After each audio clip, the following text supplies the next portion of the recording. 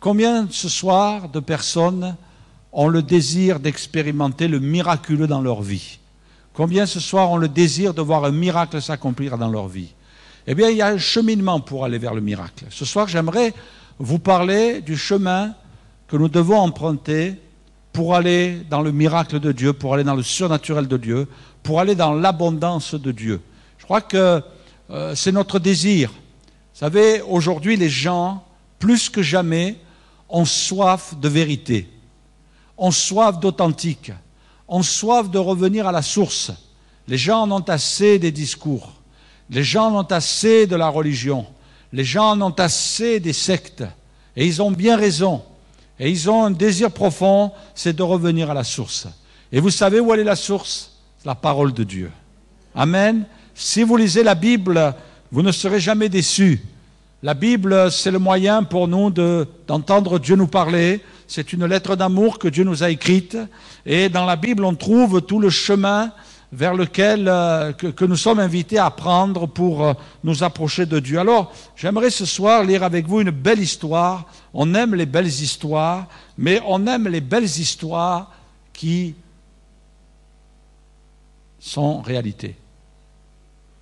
Je faisais ce constat l'autre fois à ma femme, et je lui disais, t'as remarqué, aujourd'hui, il y a une époque où, peut-être 20 ans en arrière, les films, quelquefois, se finissaient mal. C'est pas vrai? Ça se finissait mal. Et de moins en moins, aujourd'hui, vous voyez des films qui finissent mal.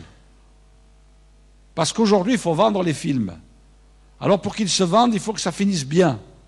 Il faut que ça se termine bien. Et si ça ne se termine pas bien, eh bien, ça ne va pas.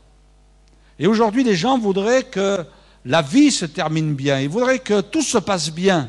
Mais quelquefois, on est un petit peu enfermé dans une sorte de bulle, on est dans une sorte de rêve.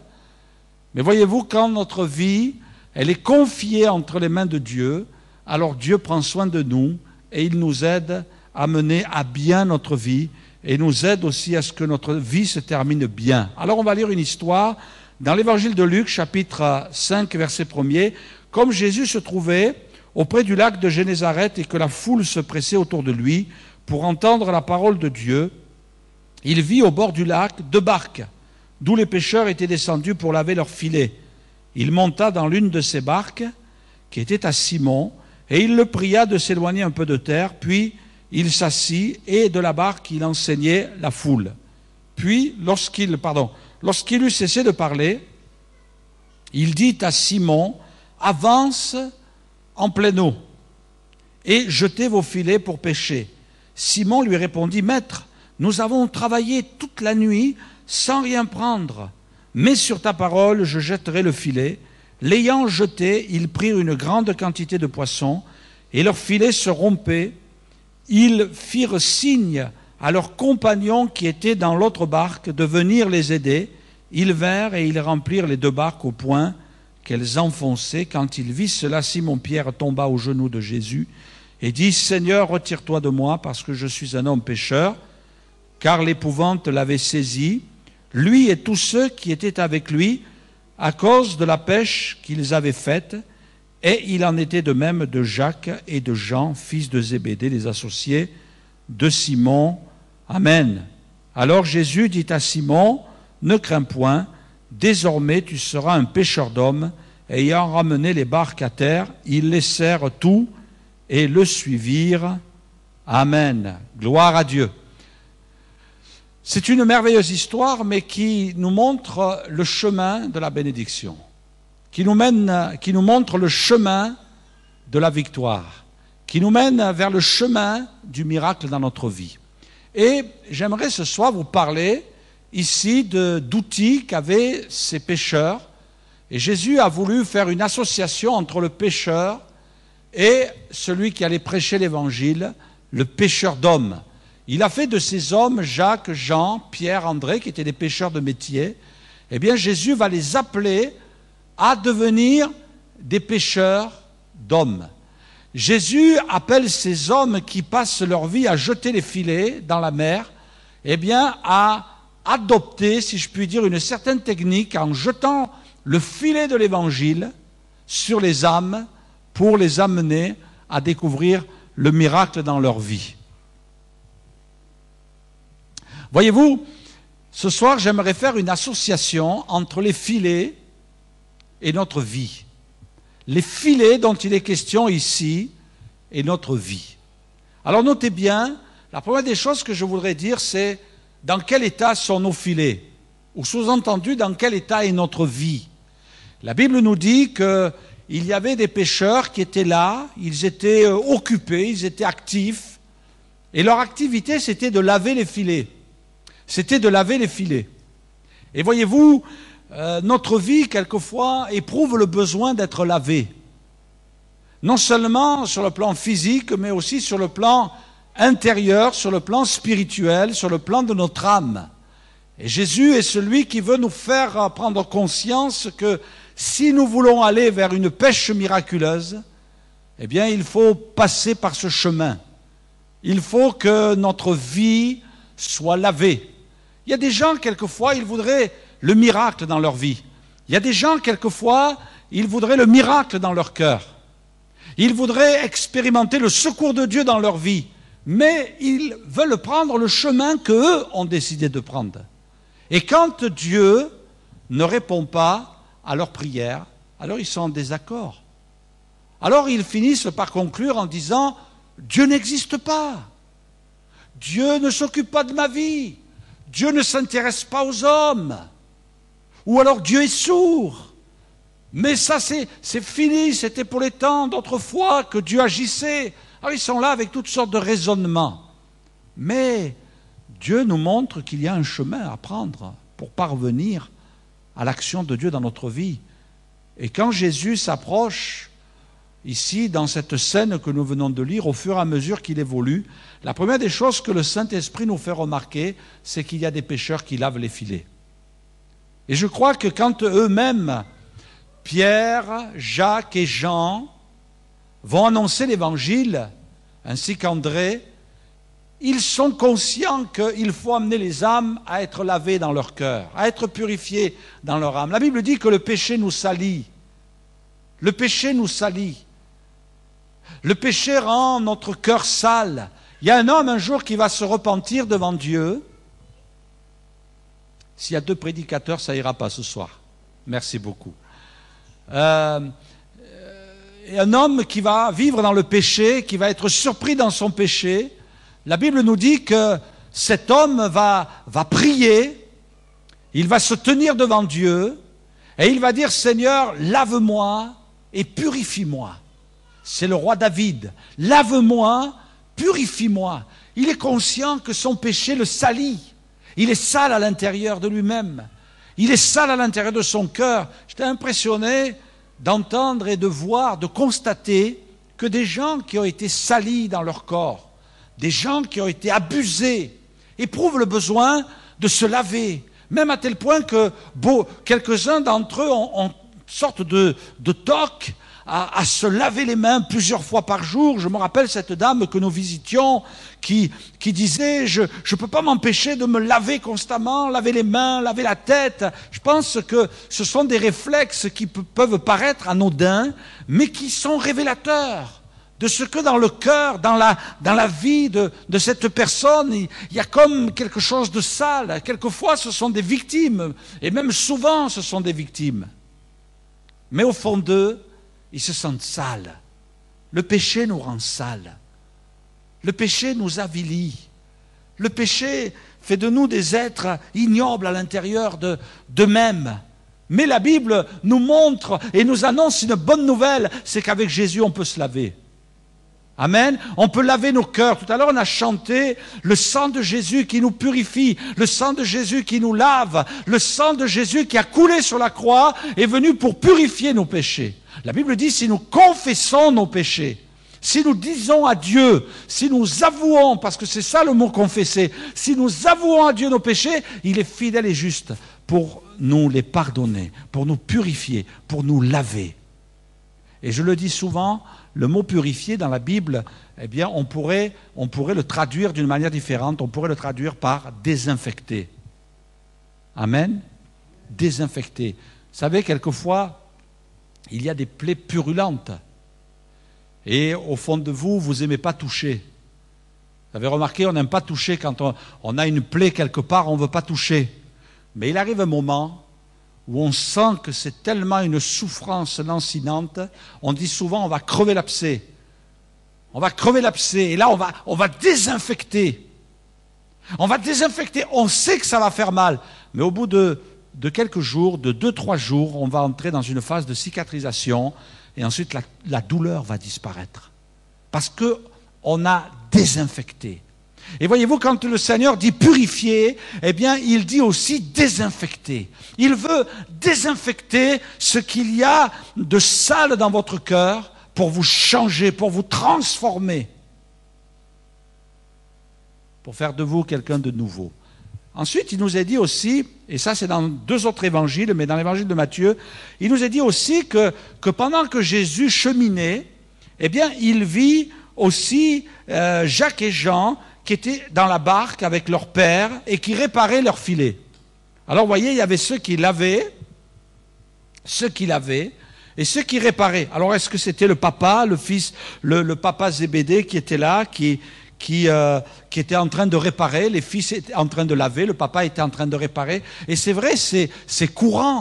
Je ne sais pas si ça vous est déjà arrivé de voir des pêcheurs. Eh bien, quelquefois, surtout ceux qui procèdent de manière artisanale, eh bien, ils sont là quelquefois au bord en train de réparer les filets. De réparer les filets. Et voyez-vous, notre vie aussi, par moments, a besoin d'être réparée. Vous ne trouvez pas qu'il y a des gens qui sont désaxés? Et il y en a de plus en plus, on les fabrique. Il y a des usines à fabrication de désaxés. Les gens, on a l'impression quelquefois, sont bizarres. Les gens sont surprenants et de plus en plus. C'est vrai qu'il y a toutes sortes de moyens pour désaxer les gens. La télévision, Internet et des films qui peuvent désaxer les gens. Mais vous avez aussi des gens qui sont désaxés à cause d'une pression qu'il y a. On va, mes amis, et c'est prouvé qu'il y a de plus en plus de gens qui ont des troubles psychiatriques. Et tout ça parce que leur vie, quelquefois, a été cassée. Elle a été cassée. Et voyez-vous, on jette la pierre à personne, on n'accuse personne, mais peut-être à notre niveau, peut-être à votre niveau, vous avez subi toutes sortes d'actions qui vous ont cassé à l'intérieur. Vous êtes cassé à l'intérieur. Il y a comme une cassure au fond de vous, dans vos sentiments, dans votre personnalité, dans votre caractère. Il y a quelque chose qui s'est cassé. Et vous dites, mais qui c'est qui pourra réparer? Et quand il y a quelque chose de cassé en nous, quelquefois ça affecte notre relation avec les autres. Quand il y a quelque chose de cassé en nous, ça peut créer du trouble dans le couple. Quand il y a quelque chose de cassé en nous, ça peut créer des difficultés avec nos propres enfants. Au niveau relationnel. Parce qu'on est cassé à l'intérieur. Mais voyez-vous, je sais une chose, c'est que le Seigneur est celui qui restaure. Amen. Et je crois que ces hommes que le Seigneur a envoyés prêcher l'Évangile, eh bien, ils savaient qu'il fallait réparer les filets, mais ils savaient qu'ils allaient être appelés à réparer les vies. Amen. Réparer les vies. Réparer les cœurs brisés. La Bible dit qu'il est venu pour guérir ceux qui ont le cœur brisé. Alléluia. Il y a de l'espoir dans le Seigneur. Il y a de la confiance dans le Seigneur. Et voyez-vous, là, c'est un chemin par lequel il veut nous faire passer aussi. Il veut réparer, il veut redresser ce qui est tortueux dans ta vie. Il veut arranger ta manière de voir les choses. Il veut modifier en toi ta manière de réagir.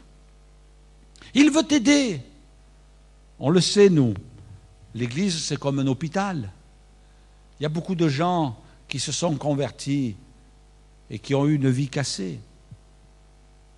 Mais le Seigneur les a réparés. Amen. Il les a reconstruits. Il les a restaurés. Et ce soir, mon ami, la bonne nouvelle, c'est que Jésus veut te restaurer. Alors, au lieu de rester avec des choses cassées dans ta vie, il faudrait peut-être penser à réparer tout ça. Il faudrait peut-être le laisser faire aussi. Le laisser te changer. le laisser le transformer. Et vous savez, quand Dieu nous transforme, c'est pas toujours facile de se laisser transformer. C'est pas facile de se laisser reprendre par le Saint-Esprit. C'est pas facile de se tenir devant Dieu et de dire « Seigneur, je veux que ça change dans ma vie. » Alors vas-y, prends les commandes, Seigneur. Commence la transformation, commence la restauration. Et quelquefois, pour réparer, il faut commencer par casser. Il y a peut-être des choses qui doivent tomber dans ta vie. Il y a peut-être des choses qui doivent s'écrouler dans ta vie. Laisse-le faire. Fais-lui confiance. N'aie pas peur. Laisse-le te transformer. Deuxième chose que je voudrais dire, l'état de nos filets. Maintenant, Jésus va dire aussi, jetez vos filets. Jetez vos filets. Il va monter dans une barque après être passé sur le bord du lac. Là, il a vu deux qui étaient en train de nettoyer. Il en a vu qui étaient en train de réparer. Et Jésus est en train de cheminer. Et là, il monte dans une barque. Et c'est celle de Pierre. Et il lui dit d'avancer un petit peu. Et là, il va prêcher. Ensuite, il leur dit d'avancer en pleine eau. Et là, en pleine eau, Jésus va dire « Jetez vos filets ». Et il y en a un qui réagit, alors qu'il s'adresse à plusieurs. « Jetez vos filets ». En principe, il y a un filet dans une barque. On imagine que la barque était assez grande quand même. Et il y avait d'autres barques qui étaient là. Et Jésus va dire « Jetez vos filets ». Mais ce n'est pas le moment, Seigneur, pour jeter le filet. Nous, on a travaillé, dira Pierre, toute la nuit, on n'a rien pris. Et Seigneur, ce n'est pas le moment. C'est la nuit, quand il y a le calme. Parce que pour aller à la pêche, il ne faut pas de bruit. Et là, Seigneur, tu viens de prêcher, on vient de mettre des coups de rame, et toi tu nous dis de jeter le filet, mais Seigneur, non, on a travaillé toute la nuit, on n'a rien pris, ce n'est pas le moment, ce n'est pas la saison, ce n'est pas le temps, regarde, là le temps n'est pas propice, ce n'est pas le moment. Mais finalement, Pierre va dire, Seigneur, oui c'est vrai, mais sur ta parole, je jetterai le filet. Et il a jeté le filet. Ça valait le coup quand même, hein? Ça valait le coup. Il a obéi au Seigneur. Et voyez-vous, ce que Dieu veut dans notre vie, c'est obéir, même si ce n'est pas logique. Quand c'est Dieu qui le dit, c'est jamais logique. Quand c'est Dieu qui nous invite à faire les choses, ce n'est pas en accord tout à fait avec notre pensée. Ça ne correspond pas au produit de notre raisonnement. Ça ne va pas ensemble. Ça ne va pas ensemble. La Bible dit, marchez selon l'esprit et vous n'accomplirez pas les désirs de la chair. Il y a le côté humain, mais il y a le côté divin. Et c'est vrai que le Seigneur veut leur montrer par là, ça vous semble impossible, mais ce qui est impossible aux hommes n'est pas impossible à Dieu. Ça, c'est le produit de la foi que le Seigneur désire trouver dans le cœur des êtres humains. Si tu veux aller vers le miracle, si tu veux aller vers le surnaturel de Dieu, si tu veux expérimenter la puissance de Dieu dans ta vie, il faut que tu apprennes à obéir à ce que Dieu dit. Et Dieu attend ça de nous. Vous voulez voir si ces hommes étaient prêts à obéir? Je vais faire de toi un pêcheur d'hommes. Est-ce que tu es prêt à obéir? Pierre et les autres, jetez vos filets. Il n'y en a qu'un qui a jeté le filet. C'est pour ça que Jésus a dit, je vais faire de toi un pêcheur d'hommes. Je vais faire de toi un pêcheur d'hommes. Et voyez-vous, ce que le Seigneur attend de chacun de nous, c'est que nous puissions apprendre à obéir à ce que Dieu veut pour notre vie. C'est sûr qu'il y a des choses qui ne nous plaisent pas. Quand le Seigneur nous dit de nous repentir, quand le Seigneur nous dit de demander pardon pour nos péchés, nous on se dit au fond de nous-mêmes, je ne sais pas si ça vous arrive, mais qu'est-ce que j'ai fait? Je suis tellement gentil, je suis tellement serviable, j'ai tellement de qualités. Regardez aujourd'hui ce que j'ai fait de bien, mais qu'est-ce que j'ai fait de mal? Mais je ne me sens pas toujours coupable. Oui, c'est vrai que des fois, il y a des moments où je me sens pécheur. Alors on peut se dire pourquoi? Et quand Dieu nous dit, tu sais, il faut que tu ailles plus loin maintenant. Il faut maintenant que tu prennes un engagement. Il faut que tu passes par la conversion, que tu donnes ton cœur à Jésus. Oh là là, c'est compliqué tout ça. donner mon cœur à Jésus. Et pourquoi? Ben, qu'il vienne le chercher. Qu'il vienne le chercher. Pourquoi lui donner? Ben non, le Seigneur ne vient pas le chercher, il te le demande. Donne-moi ton cœur. Donne-moi ta vie. Remets ta vie entre mes mains. Pasteur, c'est compliqué tout ça. Et après, c'est bizarre ce que dit la Bible. Jésus dira, celui qui croira et qui sera baptisé sera sauvé. Ouh, là vous abordez un sujet glissant, pasteur. Moi, j'ai pas envie. Ben oui, mais c'est pas le pasteur qui le dit. C'est pas un livre qui dit ça. C'est la Bible. Et c'est Dieu. Et Dieu nous attend là-dessus. On va voir s'il est croyant, celui-là. On va voir si vraiment il a la foi. On va voir si vraiment il est converti à Jésus. Il y a des gens, quelquefois, ils sont prêts à venir écouter l'Évangile. Ils sont prêts à faire des démarches. Ils sont prêts à demander pardon au Seigneur. Ils sont prêts à faire beaucoup de choses, à venir à l'église. Ils sont prêts à prier. Mais quand le Seigneur leur dit de se faire baptiser, alors là, ils ne veulent pas. Je me rappelle, il y avait un couple dans une église où je servais le Seigneur qui venait depuis quelque temps. Et c'était impressionnant, il y avait une bonne attitude, il venait à toutes les réunions. Il venait le dimanche matin, il venait aux réunions de prière, il venait aux réunions d'évangélisation. Et quand on annonçait l'évangile, eh bien leur cœur s'ouvrait, c'était merveilleux, c'était bon. Et un jour, je suis allé les voir et j'ai dit à ces gens-là, j'aimerais bien venir vous visiter. Est-ce que vous m'acceptez? Est-ce que vous acceptez que je vienne vous voir? On va prendre le temps de parler ensemble, parce que depuis le temps que vous venez, ça fait plusieurs mois que vous venez à l'église, ça serait peut-être bien d'aller plus loin. Mais j'ai vu que là, il tiquait un petit peu. Ben, je n'ai pas trop compris. Mais au bout d'un moment, eh bien, ils m'ont dit, pasteur, ouais, venez, venez. Je suis allé les voir. Et là, bon, je savais que c'était des gens qui étaient gentils, ils avaient fait une expérience. C'était un couple de gens qui avaient quand même un certain âge. Ils avaient dépassé la soixantaine, j'en suis sûr. Ils étaient mignons tous les deux. Vraiment mignons. Et quand j'ai commencé à parler du baptême, j'aurais dit, mais qu'est-ce que vous attendez? Vous aimez l'Église? Vous venez à l'Église? Je crois même qu'ils donnaient leur offrande à l'Église le dimanche matin. Je dis, mais qu'est-ce qui vous manque? Pourquoi vous ne faites pas baptiser? Et là, je les ai sentis un peu embarrassés. Et au bout d'un moment, ils ont fini par me dire, pasteur, oui, mais on n'est pas mariés. J'ai dit, alors il faut vous marier. On va manger des dragées ensemble. Hein? Il faut vous marier, on va faire la fête. Hein? Mais non, pasteur, on ne peut pas se marier. Qu'est-ce qu'il y a? Vous n'êtes pas divorcés de votre premier mari? Ben non, on est veufs tous les deux, donc il n'y a pas de souci, il n'y a rien qui nous empêche. Il y a vos enfants qui vous font la guerre. Ah non? Ils sont gentils, nos enfants. Qu'est-ce que c'est? Alors, il baissait la tête. Et j'ai dit, mais allez parler, allez-y. Ben, pasteur, vous comprenez... Là, en n'étant pas mariés, on a chacun une retraite. Chacun, on a des bons revenus tous les mois. Et si on se marie, on va perdre une retraite. Ah, vous comprenez, pasteur? Je les ai regardés. J'ai dit, ah bon? Ah non. Mais j'ai dit, vous préférez avoir 2 retraites et aller en enfer? Ou une retraite et aller au ciel? Vous préférez avoir 2 retraites et pas être béni par Dieu? Et avoir une retraite et avoir l'abondance de Dieu? Ben vous savez quoi? Je ne les ai plus jamais revus. Je ne les ai plus jamais revus. Ils ont fait le choix. Ils ont choisi la retraite. Et c'est vrai, quelquefois, il y a des gens... Oh, ce n'est pas votre cas ce soir. Je pense qu'on n'a personne dans ce cas-là. Et tant mieux. Mais peut-être qu'il y a autre chose qui vous retient. Moi, je me rappelle aussi, permettez-moi d'insister, ce n'était pas prévu ce soir, mais je pense que ça concerne des gens qui sont parmi nous. Je me rappelle ce gars qui venait, c'était un bon gars, un jeune.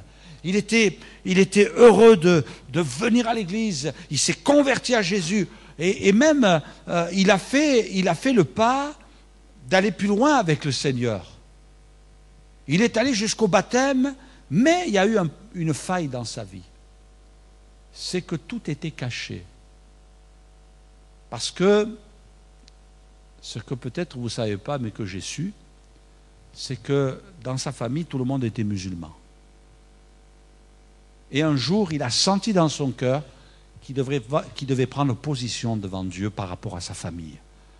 De dire, je suis chrétien et je veux marcher avec Dieu.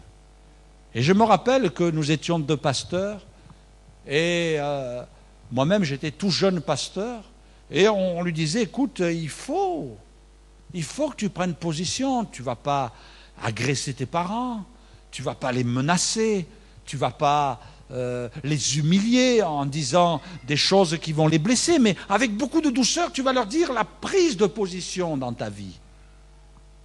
Mais mes amis, je ne sais pas où il en est, ce jeune aujourd'hui, enfin, qui a sûrement bien vieilli, mais je sais une chose, c'est qu'à ce moment-là, il a préféré tourner le dos à Dieu, parce qu'il avait choisi sa famille. Et voyez-vous, je crois que quelquefois on refuse de passer par ce cheminement-là, de dire, Seigneur, c'est toute ma vie que je vais jeter là, pour saisir ta grâce, ton amour, l'obéissance. C'est vrai que ça coûte d'obéir. C'est vrai que ce n'est pas évident. C'est vrai que quelquefois, on a des gens qui nous tournent le dos. C'est vrai que quelquefois même, il y a des gens qu'on croyait des amis qui nous ont tourné le dos. Peut-être même des parents qui quelquefois... Mais Jésus lui a quitté le ciel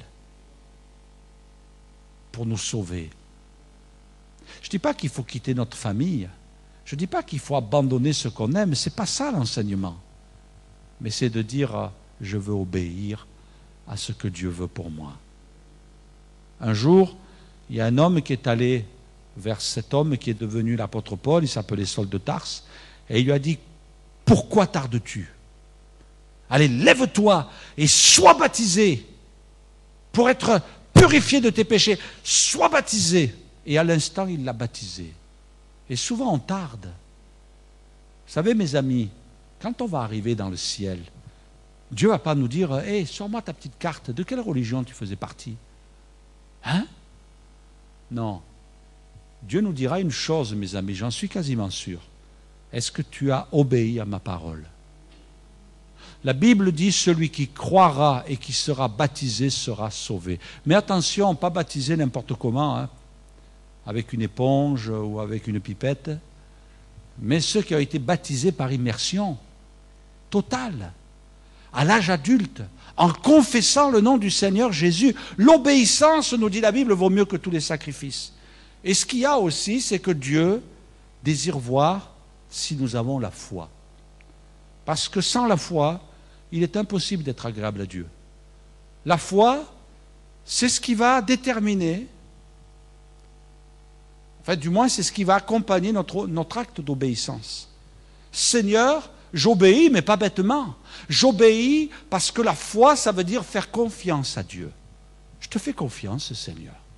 Je te fais confiance pour ma vie. C'est vrai que moi, j'aurais fait tel choix. C'est vrai que moi, j'aurais pris telle décision. C'est vrai que moi, j'aurais fait de telle et telle manière. Mais Seigneur, je te fais confiance. Je m'appuie sur toi. Et je voudrais terminer en disant que quand on s'est occupé de l'état de nos filets, quand on a jeté nos filets, eh bien, il y a un moment où le Seigneur, il va remplir nos filets. Il va remplir nos filets. Et la Bible nous dit que le filet était tellement rempli qu'il a fallu une autre barque. Et la Bible nous dit que les barques enfonçaient. Elles enfonçaient. Ils ont fait signe à leurs compagnons qui étaient dans l'autre barque de venir les aider. Ils vinrent et ils remplirent les 2 barques au point qu'elles enfonçaient. Avec un filet, ils ont rempli 2 barques. C'est impressionnant, hein? C'est sûr que Pierre, il a dû dire, oh là là, mais j'ai jamais vu ça de ma vie. Comprenez? Que Pierre est tombé aux pieds du Seigneur en disant, Seigneur, jamais j'ai vu ça dans ma vie, jamais j'ai vu de telles choses. Même pas en rêve. Jamais j'aurais pu raconter une histoire comme ça. Et même je me demande si un jour je vais raconter cette histoire à quelqu'un, il ne me croira pas. Il ne me croira pas. À quelle heure tu as attrapé ces poissons? Dans l'après-midi. Jésus m'a dit de jeter le filet, je l'ai jeté. On a rempli 2 barques, elles enfonçaient. Mes amis, quand Dieu bénit, ça dépasse tous nos pronostics. Tous.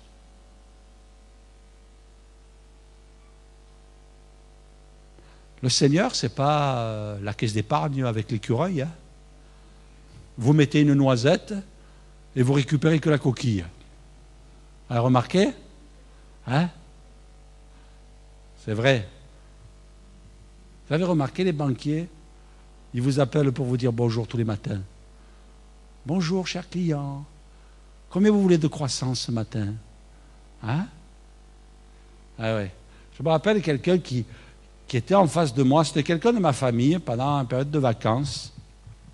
Et je le voyais stressé pendant les vacances. C'était quelqu'un de proche de moi.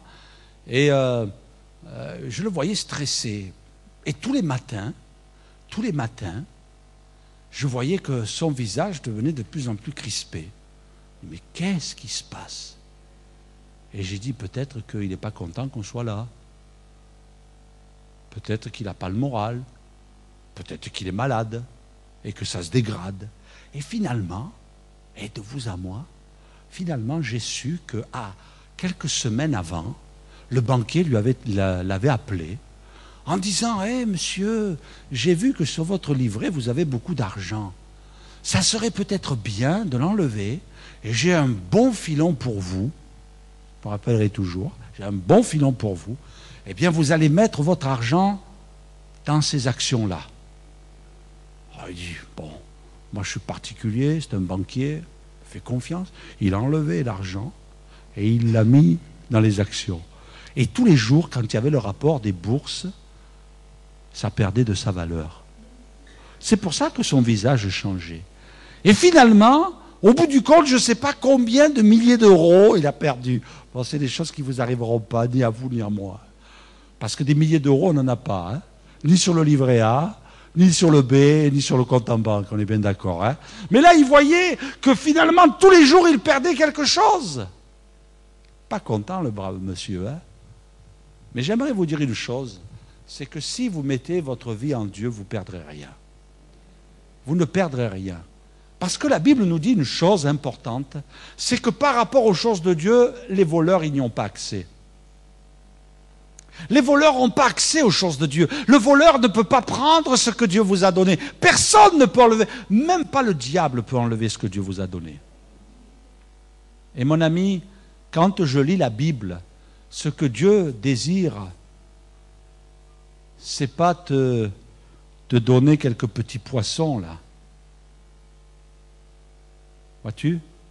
Mais ce que Dieu veut, c'est remplir ton filet de poissons. Ce que Dieu veut, c'est remplir ta vie. Moi, quand je lis la Bible, souvent ce verbe est employé dans la Bible, remplir. Soyez remplis du Saint-Esprit. Soyez remplis jusqu'à la plénitude. Et non seulement il est rempli, mais en plus il a la plénitude. Hein? Soyez remplis de Dieu, soyez remplis du Saint-Esprit, soyez remplis du fruit de l'Esprit, soyez remplis d'amour, soyez remplis de joie, soyez remplis de paix. Voilà ce que Dieu veut. Voilà ce que Dieu veut pour ta vie. Dieu veut te combler, Dieu veut te bénir, Dieu veut t'enrichir, Dieu veut déposer des choses en toi. Et là, mes amis, ça ne fait que grandir. Ça ne fait que se développer. Vous voyez, il y a le moment où le Seigneur a rempli leur filet. Est-ce que tu veux que Dieu remplisse ta vie? Est-ce que tu veux que Dieu transforme ta vie? Est-ce que tu veux que Dieu change ta vie? Tu t'aperçois finalement qu'il n'y a pas grand-chose. Je me rappelle un jour, je suis allé à la pêche. J'étais adolescent. Et là, j'ai pris ma plus belle canne avec le moulinet. Et je me suis mis là, sur des rochers. Et j'ai sorti le meilleur appât que j'ai mis au bout de l'hameçon. Et j'ai jeté la canne comme ça, le plus loin possible, comme si les poissons ils étaient loin. Mais c'était important de le jeter le plus loin possible. Et là, j'ai calé ma canne. Il y avait un grand vent, ça soufflait. Alors la canne, par moments, elle oscillait comme ça. Et au bout d'un moment, j'ai vu que la canne faisait comme ça. J'ai dit, ça y est, cette fois j'ai un poisson. C'est au moins une dorade. Oui, parce que c'était le coin des dorades. Je vais me ramener une bonne dorade. Et là, j'ai commencé à mouliner. Je sentais que ça tirait. Et je moulinais, je moulinais, je moulinais, je moulinais. Et je disais, c'est bon, j'étais joyeux dans mon cœur. Ça bouillonnait à l'intérieur. Je disais, ah là, c'est un bon poisson. Et la canne, elle est pliais comme ça, et je moulinais. Je dis, peut-être ça va casser, je vais un petit peu lâcher, et je ramenais, je lâchais, je ramenais, et j'ai mouliné. Et vous savez ce que j'avais au bout? J'avais une sangle qui avait été jetée comme ça. Comme il y avait du vent, comme la mer était agitée, ça tirait, mais il n'y avait rien au bout. Et quelquefois dans nos vies, c'est un petit peu comme ça. On espère, on dit, ça y est, j'ai trouvé le bonheur, ça y est, oh, je vais être heureux, ça y est, maintenant, c'est le bonheur absolu. Et bing, vous vous apercevez qu'il n'y a rien au bout. Ça ressemble souvent à ça, la vie. Combien de gens ont été déçus? Combien de gens ont été trahis dans leur cœur? Si vous mettez toutes vos richesses dans des domaines finalement qui ne rapporteront rien, vous serez déçus.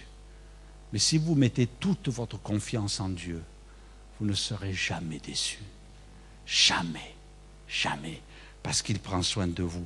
Alors ce soir, je vais inviter les musiciens, je voudrais vous inviter, vous aussi, chers amis. Prends le chemin, reçois le pardon de tes péchés, lave ton cœur dans le sang de l'agneau, dans le sang de Jésus. Approche-toi de ton Sauveur ce soir, remets-lui ta vie. Remets-lui ton cœur, abandonne ton être tout entier. Fais-lui confiance. Ne discute pas sa parole, obéis à sa parole. Mets-la en pratique. Mets-la en pratique. Ce n'est pas une religion que Dieu veut pour toi. Ce que Dieu veut pour toi, c'est une relation. C'est que tu aies une relation avec lui. Jésus va passer, il voit les hommes qui lavent leurs filets. Il en voit d'autres qui réparent leur filet. Et il y en a un autre à qui il dit, je vais monter dans ta barque. Allez, avance un peu et jette tes filets. Regarde ce que je te montre là. Tu as vu la pêche? C'est ce que je vais faire de ta vie. Je vais faire de toi un pêcheur d'hommes. Tu vas amener des hommes et des femmes au salut. Tu vas amener des hommes et des femmes à me rencontrer, à être bénis, à vivre le miracle, à toucher le miracle. Il faut que tu crois dans le miracle. Il faut que tu crois dans le surnaturel. Et ce soir, Dieu veut te bénir. Dieu veut t'agir. Dieu veut te sauver. Mais Dieu veut te remplir de sa puissance, de son esprit, de son amour, de sa joie, de sa paix. Il veut faire déborder ta vie. Il veut que ta vie soit tellement remplie que tu vas être dépassé. Tu vas être comme ces barques qui étaient sur le point de couler, tellement elles étaient remplies de poissons. Jésus veut remplir ta vie. Il veut que tu sois dépassé, que tu sois surpris, que tu sois émerveillé de tout ce qu'il veut faire dans ta vie. Non seulement il veut te sauver, non seulement il veut te faire entrer dans le ciel, mais il veut te secourir, il veut te bénir, il veut te diriger dans les moindres pas de ta vie. Il veut t'accompagner dans les grandes décisions de ta vie. Il veut être avec toi jusqu'à la fin de tes jours. Il veut être là jusqu'au dernier moment. Mais ce soir, il attend que tu le laisses venir dans ta vie, comme Pierre l'a laissé entrer dans sa barque. Laisse-le entrer dans ta vie ce soir. Laisse-le venir te toucher.